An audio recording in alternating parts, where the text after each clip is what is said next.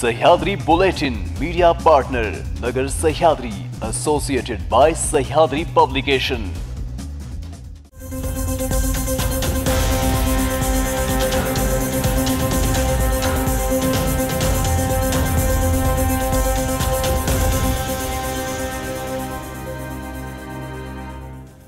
नमस्कार, मी मानसी। न्यूज 24 सह्याद्रीमध्ये तुमचं स्वागत। पाहूयात राज्यातील महत्त्वपूर्ण बातम्यांचा आढावा सह्याद्री बुलेटिनमध्ये। केंद्र सरकारने शनिवारी परिपत्रक काढून 99,150 टन कांदा निर्यातीला दिलेली परवानगी ही शेतकरी व कांदा उत्पादकाच्या डोळ्यात निव्वळ धूळफेक करण्याचा प्रयत्न आहे। केंद्र सरकारने जुन्याच निर्णयाचे कांदा निर्यातीचे पत्रक नव्याने जारी केले आहे। प्रत्यक्षात 1 किलोही कांद्याच्या नव्या निर्यातीला परवानगी दिली नाही असा गंभीर आरोप हॉर्टिकल्चर प्रोडक्ट एक्सपोर्ट्स असोसिएशनचे अध्यक्ष अजित शहा यांनी केला आहे। सरकारला जर शेतकरी आणि कांदा उत्पादकाची किंमत वाटत असेल तर तातडीने सरसकट लादलेला कांदा निर्यातबंदी उठवण्याची मागणी संतप्त शेतकरी व कांदा उत्पादक आणि निर्यातदार व्यापाऱ्यांकडून केली जात आहे। 2019च्या निवडणुकीत आम्हा बहीण भावाची एकमेकांच्या विरोधात लढत झाली, मात्र आता कुटुंब एकत्र आले असताना काही जण मतांसाठी जुने व्हिडिओ काढून गलिच्छ राजकारण करत आहे। त्यांच्या डोक्यात जातीपातीचे राजकारण असल्याचं कृषी मंत्री धनंजय मुंडे यांनी धाराशिव येथे सांगितले। कांदा निर्यात बद्दल मुंडे म्हणाले की कांदा निर्यात बंदीमुळे झालेल्या नुकसानासाठी राज्य सरकार आचारसंहितेनंतर आर्थिक मदत करणार आहे। दरम्यान मराठा आरक्षणाविषयी महायुती सरकारने वेगवेगळ्या पद्धतीने मार्ग काढला आहे, तरीही काही जण मराठा आरक्षणाच्या मुद्द्यावरून राजकारण करताना दिसत आहे, पण त्यांना यश आलेलं दिसत नाही अशी टीका देखील धनंजय मुंडे यांनी केली आहे। पैठण येथील जायकवाडी धरणात गाळासह वाळू मोठ्या प्रमाणात आल्याने धरणाची पाणी साठवण क्षमता 102 टीएमसी वरून 87 टीएमसी वर आल्याचा अहवाल नाशिकच्या मेरी या संस्थेने 2012 मध्ये दिला असताना या अहवालावर 12 वर्षांमध्ये काहीही कारवाई झाली नसल्याची बाब समोर आली आहे।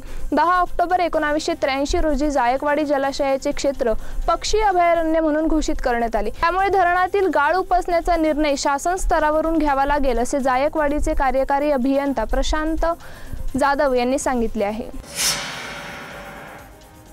यवतमाळ जवळ असलेल्या भोयर येथे चिद्दवार कन्स्ट्रक्शन कंपनी जवळ टँकरच्या ब्लास्टमुळे भीषण आग लागली। या आगीत टँकरचे मोठ्या प्रमाणात नुकसान झाले, मात्र कोणतीही जीवितहानी झाली नसून ब्लास्टचे कारण अद्यापही अस्पष्ट आहे। अग्निशमन दल घटनास्थळी दाखल झाले असून आग विझवण्याचे प्रयत्न सुरू आहे। लोकसभा निवडणुकीच्या पार्श्वभूमीवर राज्यात राजकीय वातावरण चांगले तापले असून आरोप प्रत्यारोपांच्या फैऱ्याही झडू लागले आहेत। महाविकास आघाडी आणि महायुतींच्या नेत्यांकडूनही एकमेकांवर आरोप होताना दिसत आहे। शिवसेना उभाटा गटाचे प्रमुख उद्धव ठाकरे हेही सातत्याने भाजप, पंतप्रधान नरेंद्र मोदी, अमित शहा तसेच फडणवीस, शिंदेवर टीका करताना दिसत आहे। मात्र त्यांची ही टीका भाजप नेत्यांना फारशी रुचलेली नसून भाजप प्रदेशाध्यक्ष चंद्रशेखर बावनकुळे यांनी पुन्हा एकदा उद्धव ठाकरेंवर निशाणा साधला आहे। पंतप्रधान नरेंद्र मोदी निवडणुकीत रामराम करत फिरत आहे अशी टीका उद्धव ठाकरे यांनी कोकणात केली, पण औरंगजेब आणि याकूबचा उदो करण्यापेक्षा रामराम करणं हे कधीही चांगलं अशा शब्दात बावनकुळे यांनी उद्धव ठाकरेंवर टीका केली। सह्याद्री बुलेटिन मध्ये घेऊया छोटीशी विश्रांती। रोखोक पत्रकारिता, निर्भीड बाणा आणि कणखर भूमिका, महाराष्ट्राचा सखा, सत्याचा पाठीराखा, शब्दांचं सामर्थ्य, विश्वसनीयतेची उंची। न्यूज 24 सह्याद्री। विश्रांतीनंतर तुमचं पुन्हा एकदा स्वागत। पाहूयात पुढील बातम्या। सांगलीत ओबीसी बहुजन पार्टीचे सांगलीचे उमेदवार प्रकाश शेंडगेंच्या गाडीवर शाईफेक करण्यात आली। तसेच मराठा आणि धनगर समाजाच्या नादी लागू नका असे पत्र कारवर चिटकून शेंडगेंना इशारा देण्यात आला आहे। हा सगळा प्रकार ओबीसीचे मत मिळवण्यासाठी स्टंट असू शकतो असे मत मराठा आरक्षण आंदोलनाचे नेते मनोज जरांगे पाटील यांनी रविवारी माध्यमांशी बोलताना व्यक्त केले।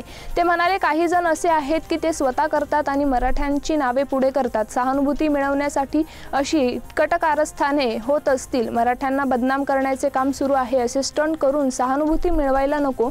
मी मंत्री छगन भुजबळ वगळता कुणालाही विरोधक मानत नाही असे मनोज जरांगे पाटील म्हणाले। यंदाच्या लोकसभा निवडणुकीत मुख्यमंत्री एकनाथ शिंदे यांच्यासाठी कल्याण लोकसभा मतदारसंघ हा प्रतिष्ठेचा ठरणार आहे। कल्याणमधून मुख्यमंत्र्यांचे पुत्र श्रीकांत शिंदे रिंगणात असून त्यांना पुन्हा एकदा विजयी करण्यासाठी शिवसेना शिंदे गटाने कंबर कसली आहे। दरम्यान एकनाथ शिंदेंनी कल्याण लोकसभा मतदारसंघात येणाऱ्या अंबरनाथमध्ये काँग्रेसला मोठा धक्का दिलाय। अंबरनाथमधील काँग्रेसचे वरिष्ठ नेते आणि शहराध्यक्ष प्रदीप पाटील यांच्यासह 7 माजी नगरसेवकांनी शिंदेच्या शिवसेनामध्ये प्रवेश केला आहे। या भागात आधीच अडचणीत असलेल्या काँग्रेससाठी हा मोठा धक्का मानला जात आहे। पंतप्रधान नरेंद्र मोदी यांचे आज पुण्यात रेस कोर्स येथे भव्य सभा होणार आहे। पुणे जिल्ह्यातील 4 लोकसभा मतदारसंघातील प्रचारासाठी पंतप्रधान नरेंद्र मोदी पुण्यात येत आहे। पुणे शहर भाजप आणि जिल्हा भाजपाच्या वतीने पंतप्रधान नरेंद्र मोदी यांचा भव्य सत्कार करण्यात येणार आहे।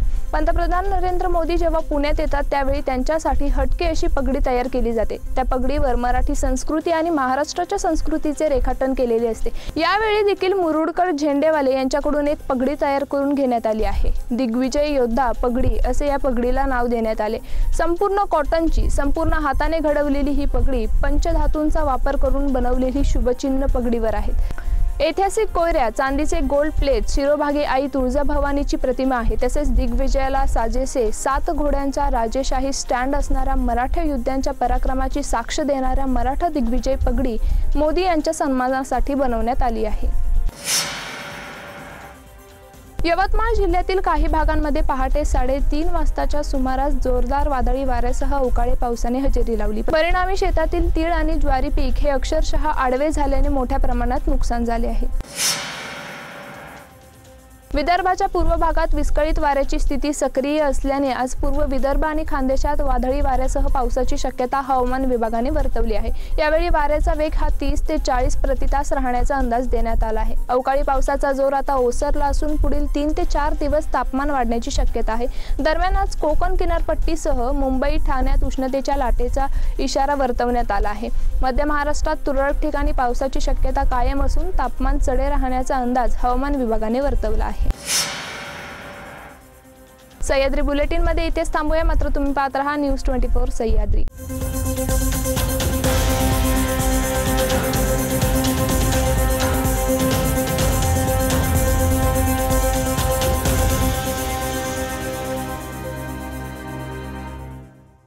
शब्दांचं सामर्थ्य, विश्वसनीयतेची उंची, न्यूज 24 सह्याद्री।